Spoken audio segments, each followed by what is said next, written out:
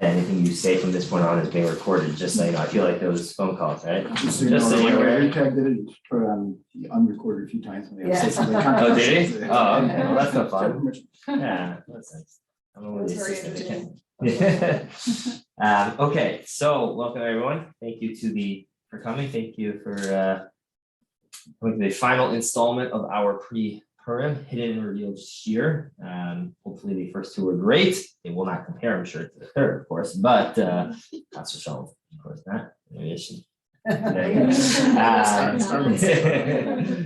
It's 2 seconds. yeah, exactly. But thank you for coming, and hopefully you can join us for the other Purim festivities, the Purim night, the Shabbos of song with davening Friday night, and Shabbos see you there, Nehemiah, at Kings North, Shabbos morning at Kings Main. There's also a Tish Friday night with Ofi Nat at Urban Matenki's house. At Urban Matenki's house. That is Friday night, and then of course Purim next week, all the festivities. So hopefully you can join us for that as well. One of the common customs of Purim, of course, is that of dressing up. So obviously as kids, we love to dress up. We love to dress our kids up. It's exciting. The question is there any basis for it? Is it appropriate? Is it not appropriate? Is it really only exclusively for kids? We'll see, depending on perhaps upon the reason. Will depend on whether it's appropriate for adults as well. And there are many factors involved, many aspects of this topic of dressing up.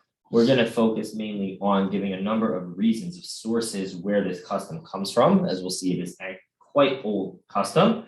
The other topic we may touch upon is the question of cross-dressing, right? Cross-dressing is a discussion that comes up in the context of dressing up on Purim. And then there are other issues as well, which we will not get to, even if we have time, because it's not on the source sheet. But other issues that come up are a question of what should you wear them during davening? Should you not wear them? What exactly is it appropriate to dress up as? Right? It's become like I used to be I still am proud of great costumes as a child. I dressed up as all sorts of characters, and we were very Hamish and made them like homemade. Now it's like, okay, you order a Spider-Man costume on Amazon for your whole salary. It's great. But like when I was a kid, I grew up as SpongeBob with one of those carton, bed crates. It was like fun. Okay, but anyway, I digress. Okay, so the question is really, where does this come from? So we'll see. So actually, based off the way I did the source sheets, we're going to start with the pasuk that prohibits cross-dressing.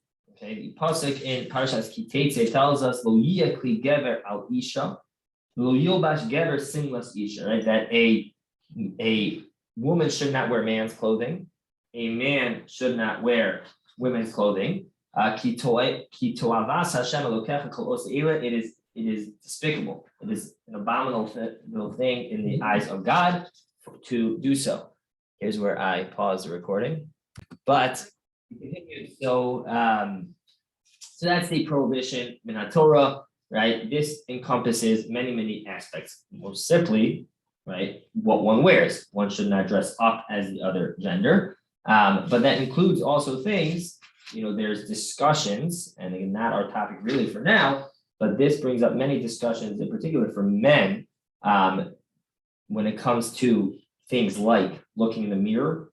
There are actually those that say men today most assume that it's okay. I personally look in the mirror all the time. We do that, but that is a discussion because that was considered a more womanly thing to do.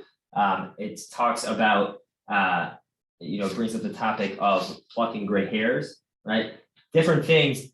Again, each one is its own topic. We're not going to go into the specifics now, but a man should not do a womanly action. Right, should not, right. And most obviously should not dress up as the other gender. Rashi explains why not. Lo yikli gever al isha. We're gonna come back to this Rashi. Let's skip this Rashi. So the reason I bring this up now is because the question was posed to the Mahari Mitz okay, Mahari Mintz in the 15th century, what he got the question about what happens if they, can you dress up as the other gender on Purim, right? So certainly during the year, one is not meant to do so, but is there any room to be lenient doing so on Purim itself? So Mahari Mintz got this question, the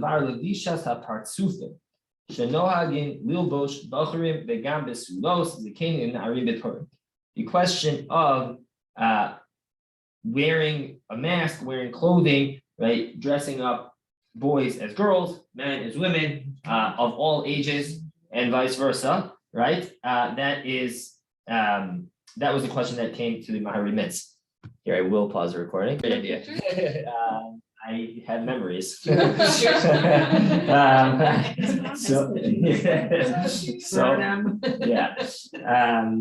but nonetheless, we see already from the Mahari Mintz and the Chemi that stays here. All right, I know what you're thinking.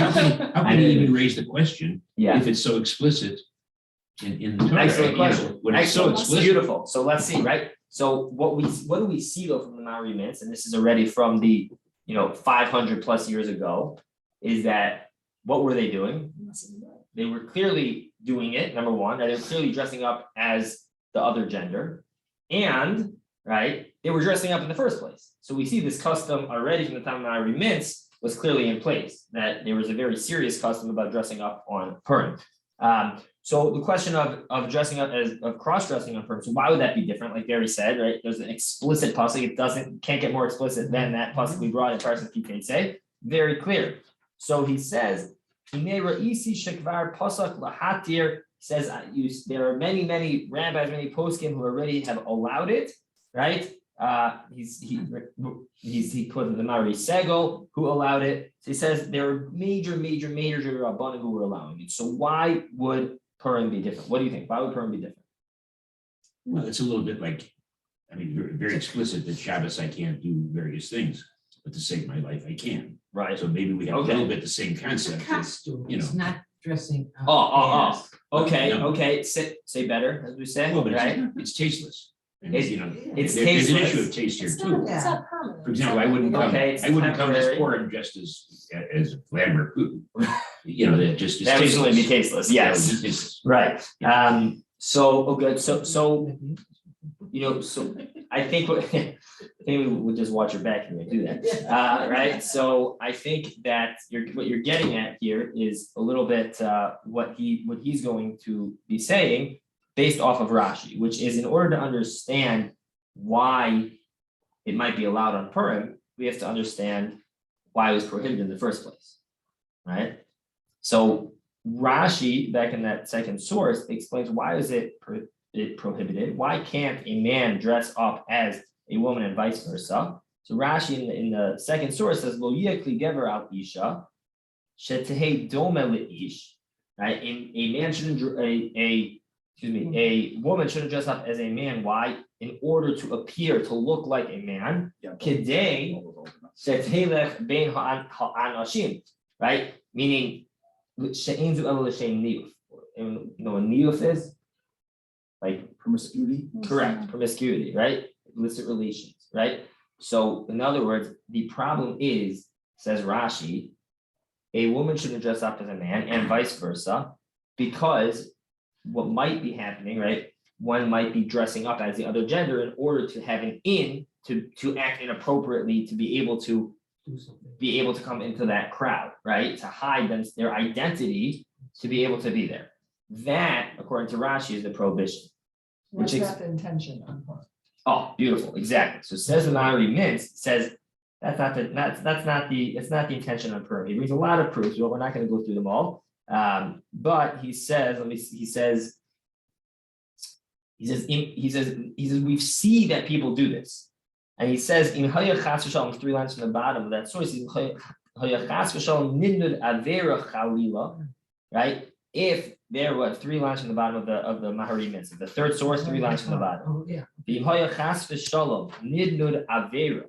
If there was any bit of an Avera involved in this, Chalila V'Chas Lahem L'Shtok Lo Yimchu. It couldn't be that all of these Gedolim, all of these major Rabbanim in that time would just be quiet.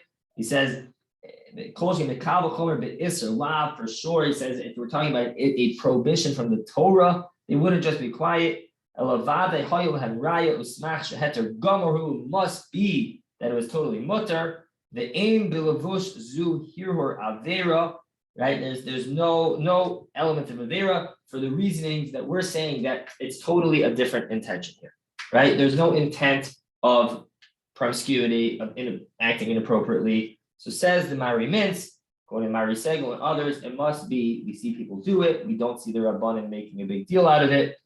It doesn't seem to be connected to the primary reason of the prohibition in the first place, and therefore, says the Mahari Mintz, he thinks it would be okay.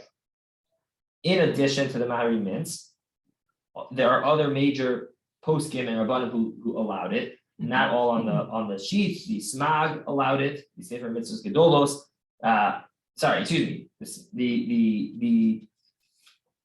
The Ramah allows it. We see here the Shulchan Aruch writes here in the bold that I bolded. Umasha nahu lilbosh partsufim bepurim. The gever lolesh simlas isha the isha kli gever. Right, that they would do this. In Isra bedavar min achar she'in mechavin ela besimcha be'alma. Right, so the Shulchan Aruch quotes it a little differently. He says the whole intent is only it's besimcha. Again, nothing inappropriate here. However, he said, and the Ramah says also that is the case, that is the custom, and it's not a problem. That it is not a problem. The Ramah holds that as well. So certainly, right, for those that do this, there is a lot of, it makes sense why it would be okay, and there is a lot of support for that. It is important to point out at the same time that there is much opposition to this, to doing so. There is much opposition. I should note before we get to the opposition, the Lavush also held that it was permitted. However, the Bach writes, and it's a very, very long comment. I just brought you the last two lines.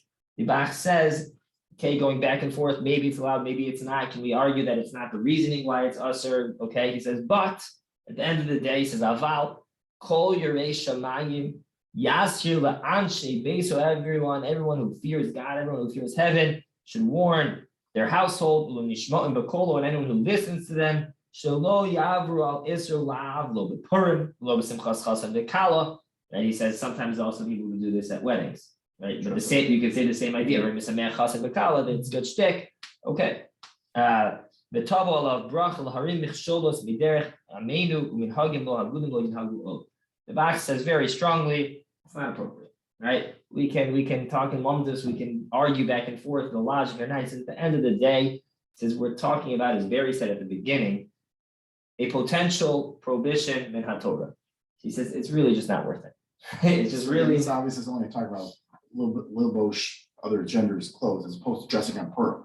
No. Correct. No. This is not talking about. This is a question of dressing up as the other gender, as the prohibition. Exactly. What we see from this whole conversation clearly is a clear historical, precedent of this idea of dressing up. But like the Shulchan Aruch would talk about dressing up itself in the Shulchan Aruch. So correct. So there, it doesn't say, right? The Shulchan Aruch doesn't write that doesn't rule. There is a formal custom to dress up. They're picking up there. It comes up in the context of other conversations, right? But based off of context, there's only a conversation because it must be that there was such a custom for many, many, many years.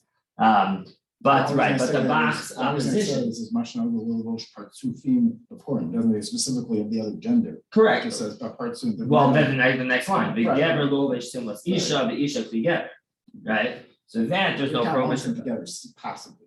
Lumps them together, right. That's the reason I mentioned.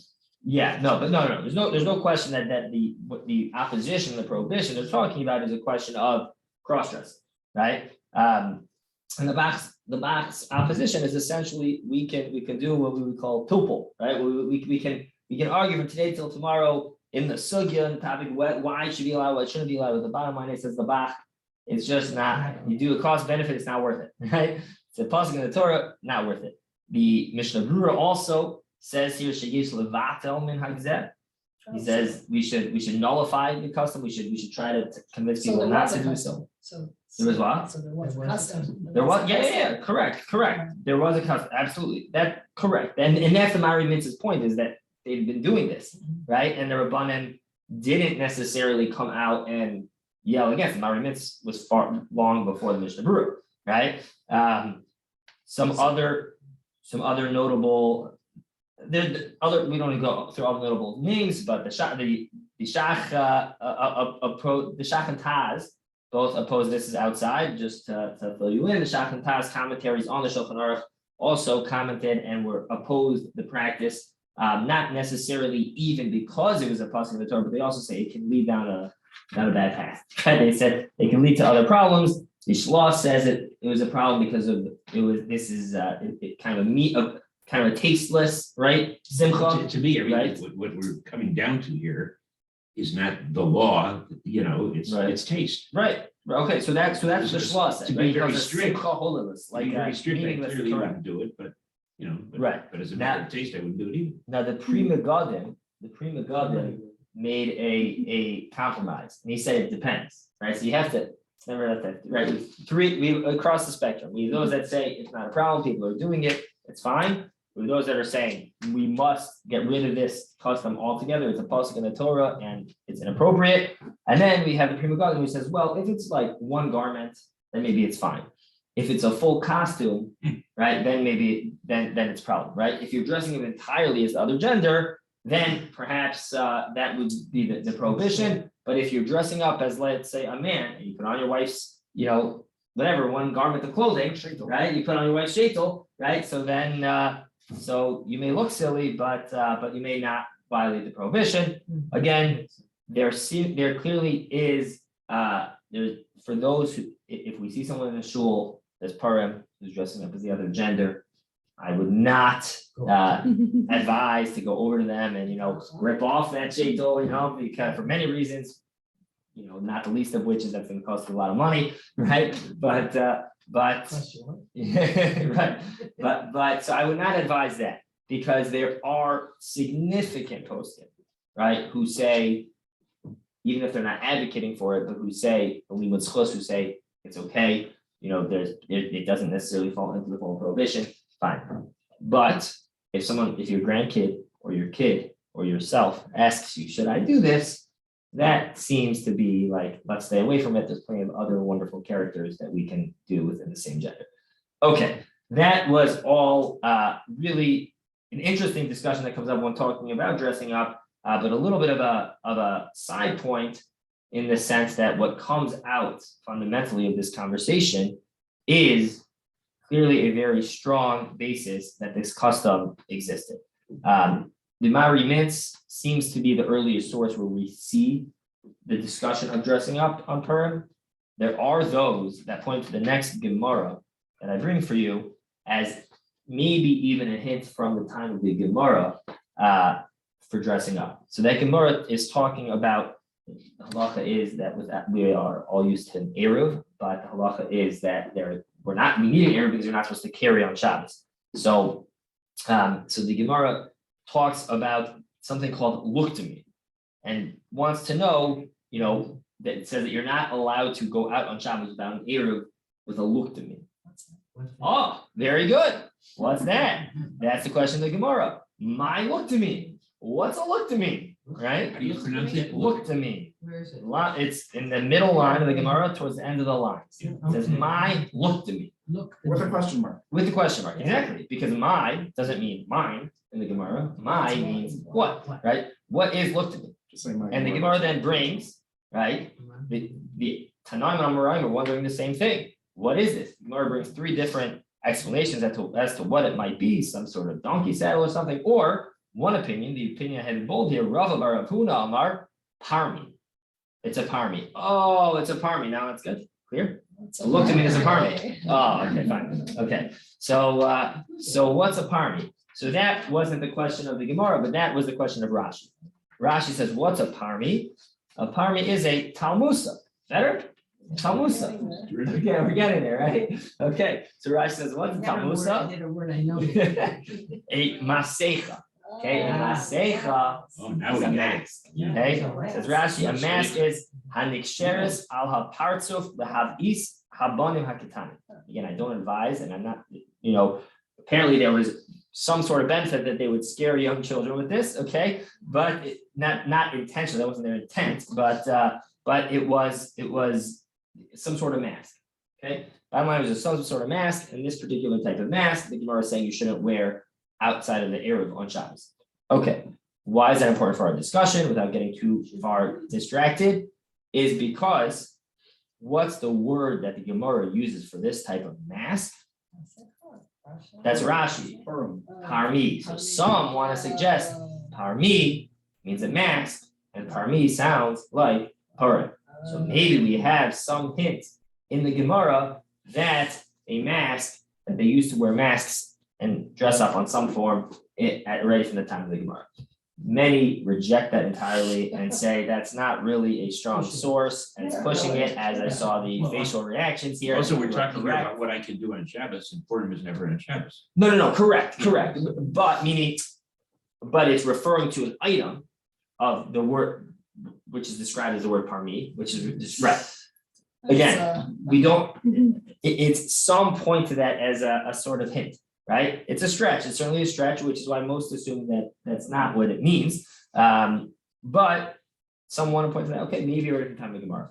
More likely, and what's clear, what's explicit is already in the 1500s, at the time Larry Mintz, right, which is a lot older than I am,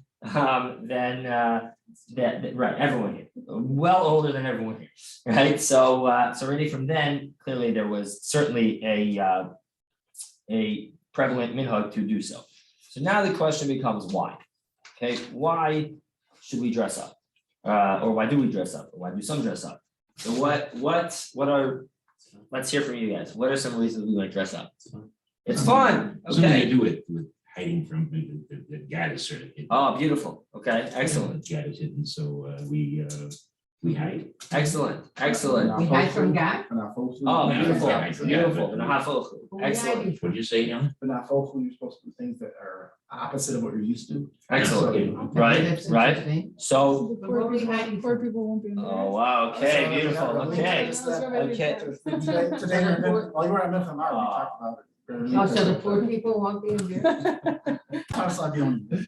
I'm just kidding, Wait, so what- I only said good things about you. What's this? Can you elaborate on? Yes, this? I will get to that, I will get to that. Yes, I will get to that. So, well, everything you guys said is true. So one, right, from Tzadok Cohen and others, right, that said, like Eileen said, that there is simply a very major theme of Purim, right? Mishenichnas Adar Marbi B'Simcha. We do things in the mood of Simcha on Purim, lots of things, right? And therefore it becomes it's an element of Simcha, right? There's kids look forward to Purim all year because it's fun. Then why And don't it's we, in the then why don't we spirit of wear the day. costumes on Sukkot? Oh, beautiful. Or Okay. on So- Halloween. Okay, excellent. So that's usually a question of Is there- Simcha. is there- So My seemingly the so Rav Tzadok actually uses the word not simcha but schok, okay, which is a little bit more Fun as opposed to happiness. Laughing. that's schok. This is with the sin schok, right, which is more like a playful, right, a little bit more of a lightheaded, playful Okay. joy, right? So meaning we don't do kind of silly things on Sukkot, right? We have simcha for sure, but on Purim we do, Different kind of. right? It's a little bit different kind of simcha, right? There's obviously the idea of drinking a little or a lot or none, right? Whatever what one does, right? But certainly we see this as Rav Tzadok. In fact, he quotes the pasuk from Koheles, right? Eis lahov, eis l'schok, right? That there's a time to be sad, there's a time to be happy, there's a time to love, there's a time to hate, right? So he says eis l'schok refers to Purim, right? It's time for schok, so it's in the general mood of the day. So that's one reason. Another reason, which is what Barry said, right? Which is that there is the whole, and one Sefer Ilam Mitzvah, there are many sorry that point this out, right? This idea that there was this whole concept of Hester Purim, right? We can go through the whole Megillah and talk about how God was hidden, or obviously God's name is not in the Megillah, right? We have Esther who hid her identity, right? There's many examples in which we can point to how the identity, in fact, by Michael Taubes from Teaneck, I heard a share on this topic from him as well, and he pretty much goes through every character. I'm not going to do that, but he pretty much goes through essentially every character who is hidden in some way, shape, or form throughout the Megillah. But obviously, the whole plan, the way it is hidden in nature. It is hidden, right, by some of the characters were hidden, some of the events were hidden. So that idea of Hester Purim that is a theme throughout the Megillah, we are essentially reenacting that idea. So that's reason number 2. Reason number 3 is from the Bnei Yissaschar, based off of this Gemara in the Megillah. So the Gemara in Megillah has a conversation between Rabbi Shimon ben Yochai and his students, and asking, Mipnei man is chayvu, the Talmidim, the students ask Rabbi Shimon ben Yochai, Mipnei man is chayvu sunehen shel Yisrael shebeosu hador kliya. Why did those who hated Bnei Yisrael in that generation require destruction? Now, what's that? What do you mean? Those who hated? Okay, so Nehen Shal Yisrael is when the Gemara talks about the Jews being threatened to be destroyed. The Gemara doesn't want to talk about Jews being threatened to be destroyed, so it uses a euphemism. The euphemism uses is Nehen Shal Yisrael, those that dislike the Jewish people, but actually referring to the Jewish people themselves. So the Talmidim of Rabbi Shimon Yochai ask him, why was the Jewish people of that generation were decreed destruction upon them? So they go back. So Amar Lahem, Imrotem. So he says, no, you guys tell me. So he says, Amar Lo. They said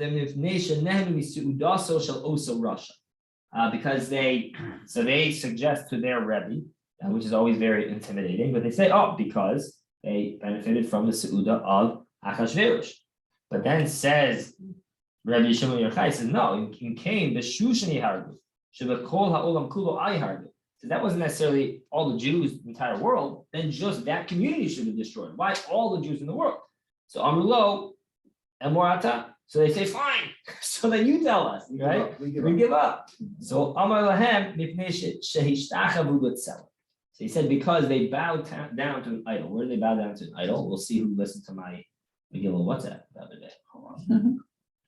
Very good, Haman, or who just knows it, right? Haman either wore some sort of idol, or the Medrash actually says, very good. Oh, now he's just showing off. Okay, the Medrash actually says that he made himself into an idol, perhaps by even doing it on his skin, right? Some sort. I mean, I don't think he went to tattoo shop per se, but something similar.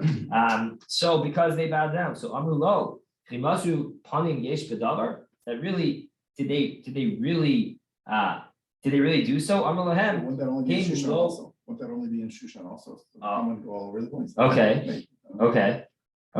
Good question. So he rejects it for a different reason, right? It could be that if they have this reason, they would use that reason. But Amar Lahem, him lo asu el lifnin.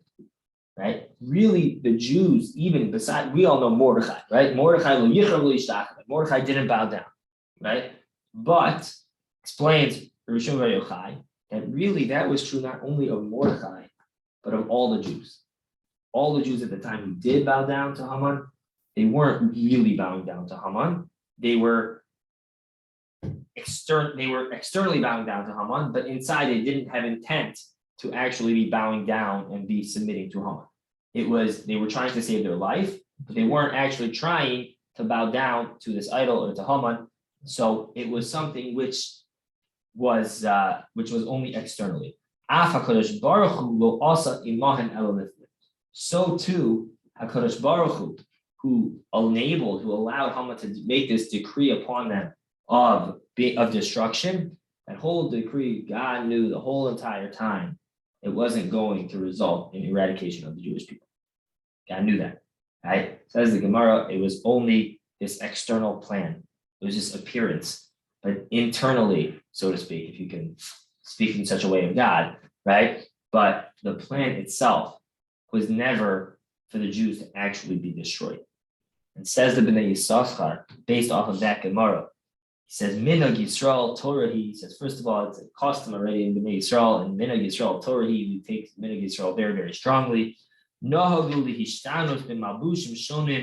They used to dress, they would change their clothing. What's interesting, he says, Bisman HaSeuda, at the time of the Seuda specifically, okay, but they would change their garments to Simchas Purim. Below Davar Reku, it is not something which is meaningless. On the Forsim, Maharam Chagos, right? Shehu Lezecher Masha Amar Razal. He says, I heard from this Maharam Chagos that why? Where does this custom come from? It comes from this Gemara. Hemlo asu ella lifnim masha ishtachavu l'tzelem. Right, but we just said that they're excuse me, I'm reading it wrong, not within the punim, right? Externally, but punim, right? I'm saying within, which is opposite of what I'm trying to say, right? But right, they said they did externally, right? So too, HaKadosh Baruch Hu only put on a face of destruction. Al Kain, he says, Hishtanos Bizman Hasimcha b'malbushim shonim below nikar hapanin shalmi. He says the reason why we dress up on Purim as a Bnei Yisachar is because just like Bnei Yisrael, we're putting on a face, we're putting on a show. Just like HaKadosh Baruch Hu was putting on a show. Right? There was never actually an intent to bow down to the idols. There was never actually an intent to destroy the Jewish people.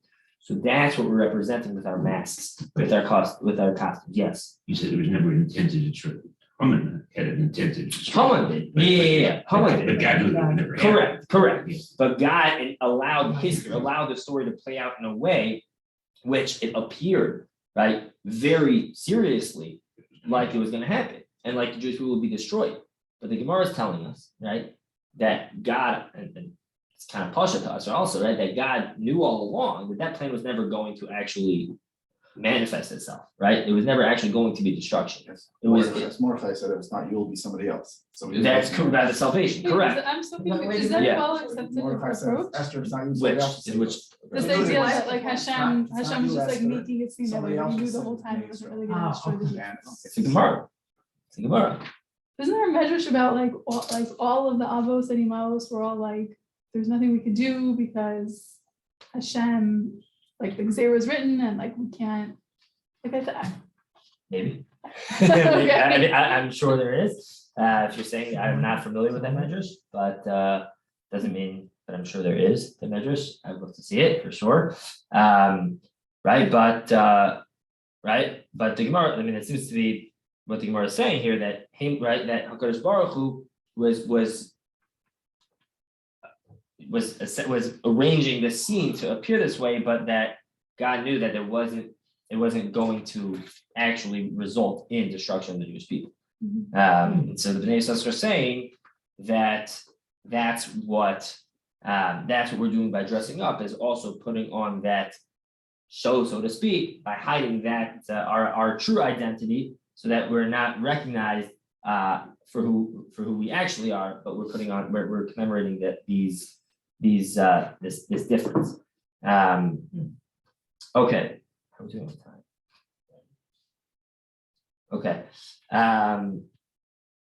So the next one is the next one is this idea that Elisa mentioned, that we know there's a halacha on her. It is a mitzvah, of course, right? Then there is the halacha that Shulchan Aruch brings that we all know everyone comes collecting your money on Purim, right? One is because many people are inebriated and therefore it's a lot easier to take their money or get their money. But also we have this concept of that we aren't so careful with our money on Purim. We aren't so careful, but we aren't so precise the way we may budget our tzedakah the rest of the year, right? If you're really smart, you budget ahead of time for Purim, knowing how it was coming, but okay, right? But in the document of us on Purim, Elokol mi sheposhet yado litol nostim lo. Anyone who comes to collect, you should give to him, Even without a green card. right? Even without a green card. Uvemakom shenag litin af le'enu Yehudim nosim. Okay, even in some places they have a custom apparently to give to non-Jews on Purim, right? Non-Jews were smart. Hey, let me get into this party, right? So okay. So there's different sources that bring the same reason, but here I had brought you the Mishnah Halachos, which is Menashe Klein, who says, based off this halacha, he says, he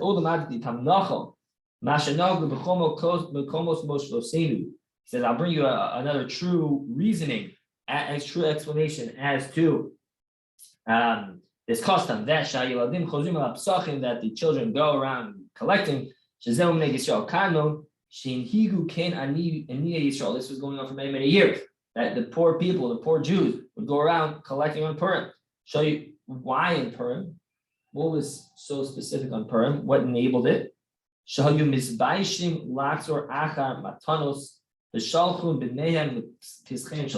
send their children on Purim to the homes of Jews, right? Why would they send their children? They were, he says, what does misbaishim mean? They were embarrassed, right? So they would send their children in so that no one would really know who was collecting. But we see that this idea of going around collecting, we send near the famous deity, a safe tam nachol nami, that's why also, right, we have this custom that the children wear masks. Because of this idea that if people are going around to collect money, we have a mitzvah, we have the mitzvah of kol poshet. Anyone who stretches out their hand, we should give to them. We don't want to embarrass people, right? And so in that spirit, we dress up as well, right? To remember, we don't want anyone knowing who anyone is. We just want to do it. We all know the highest level of tzedakah is to give anonymously. It's to give that we don't, right? Because why? If I give, everyone knows who I'm giving. I'm chashuv, right? I'm giving tzedakah. I get my name on the billboard, whatever it is, right? So, but we're hiding ourselves, and they're hiding so that no one gets embarrassed. Okay. Just due to time, we're not going to really go through much more inside, but there is also an approach from a number of svarim that say this idea that that there were characters in the Purim story itself who dressed up, right? Who dressed up in the Purim story? Okay, Sak the Afer, okay, right? Was that the only thing Mordechai wore? But that wasn't dressing No, up. he got dressed King's up. clothing, right? It started as Sak the Afer, but then ended up dressing up as the king, right? Right? Anyone else who was quasi dressed up or changed their appearance? On the horse. Esther, Esther, okay. That's right. Where did Esther do it? Dash Esther Malchus. Okay, good. She wore world clothing also. Who That else? wasn't Anyone dressing else? up. She was the queen. That's true. Okay, true. Who else? Who else's appearance changed? Eliyahu Hanavi. Okay, his appearance is constantly changing. Okay, Well, changed. He wasn't looking so good in the end. that's true. Garbage on the side, that was his kind of. Okay, what think the beginning of the story? Vashti. Very good. Vashti, right? What did Vashti's appearance change? Well, She she stayed with clothes undressed. on instead of. Okay, She covered okay, clothes. but what? But also, She got a right? tail. It says in the- She got a tail. She got a tail. One page she got a tail, the other page she got a tsaras. Okay, so I kind of meshed together two the Aliyah Rabbah as well as there's a number of other songs as well that bring this idea that Mordechai dressed up, that Vashti got tsaras and or a tail, right? Esther, right? So there are a number of characters as well who dressed up, and so to commemorate that, also we dressed up. Okay. Fine, and then so we have another. We have either, and so a lot of reasons here. Either simply it's in the mood of the day. It's fun. It's something which is exciting, right? Perhaps it has to do with the Hester Punim, with the hidden God, right? Which to me personally speaks very much to this coming Purim, and Yirtzeh Hashem thing should be Mashiach should come and everything should be clear and no questions asked. But right now, there's a lot of hastaras panim in the world. Right now, there's a lot of questions that we all have due to the many events going on in the world. And that's something which is right, which Purim was all about, that Hester panim, right? The mask of God, so to speak, right? The hidden God in the world. That we all know that's the essence of what the Purim story is, where God just wasn't there, wasn't explicitly alluded to, right? It was the Hester panim, right? The hidden God, because so that's a reason why we dress up, right? The Bnei Yisachar explaining that, corresponding to the difference between the internal and the external of the Jewish people and maybe even God. So we represent that as well, right? The trying to avoid any embarrassment because of the custom of collecting tzedakah, right? And then also trying to mimic, in a certain sense, the characters in the story itself who had some form of dressing up as well. So we have many, many reasons as to dress up, most of which, right, seem to indicate that it wouldn't be exclusively kids, right? There's plenty of reason here that adults can also. So Barry, you got a head there. I want to see the most incredible costumes. I'm gonna dress up as a middle-aged lawyer. Which makes me younger than I am. Yeah, good. Well, Middle-aged? but I That's said why he's dress up, dressing up. I said Because he's really young. You're going Yeah, I said dress up. Right, and I know I said I'm not going to go into the question of when to wear costumes per se, but one point which is important is, let's say one's not wearing a costume, right? So the Shulchan Aruch that I brought in the last source just brings the custom Yeshanagu Lilbosh Big Day Shabbos B'Yom Tov Purim B'Chein Nachal, right? That if you want to wear a costume, with a lot of basis to wear a costume, but also, right, it is appropriate if one is not wearing a costume, right, that one wears Big Day Shabbos. It is really treated as like a Yom Tov, right? Right? Because most of us don't, if you didn't say that, I would have come as I am. But what I'm you're not saying- looking, don't worry. what you're- If what you you're do, saying, if you do, I think it's a costume. But that's Uh, interesting. No, but Yeah. I should be wearing a But- tie. In fact, some say even if you are going to dress up, really the time to do it is not during Megillah or davening. Now, obviously, with kids and whatnot, it's difficult. Very interesting. My custom Yeah, personally it is is. I try, if I like to dress up with my kids, so I try to bring it with me and like sneak into the bathroom afterwards and like change Those after. cardinals. Exactly. So we'll be going to. So because really first of all, in general, and again, this is not the topic for right now, but in general, when we go to davening, we go to tefillah, right?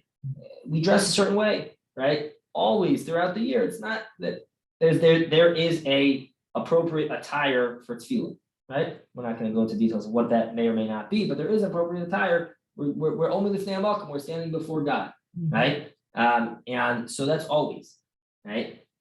Obviously, this custom has spread, and there is good basis for it, but it is appropriate, if not, and even if one is able to change, sometimes with very elaborate costumes, if it's impossible, like when you go through the face painting and all that stuff, you're not going to do that. You'll miss the whole party afterwards, right? But really, that is the custom brought in Shulchan Aruch, is that one should wear Big Day Shabbos. So again, just to summarize, right, we had the discussion of whether cross-dressing is appropriate or inappropriate. There are those that seem to say it was the custom, and there's basis for that and reasoning of Pisvaro according to the logic of understanding the prohibition in the first place, right? And many Rabbanim who didn't oppose it. However, more recently and more commonly seems to be that we should try to avoid that, again, without making a tremendous macha'a or Chil Hashem in anything, or machlokes, obviously the purpose day of Actus. And we see from there, for many years already, this prevalent custom of dressing up, mentioned number of 5-6 reasons, and also this idea of dressing up in Big Day Shabbos for Purim, and hopefully that Hester Panim very soon becomes clear, so that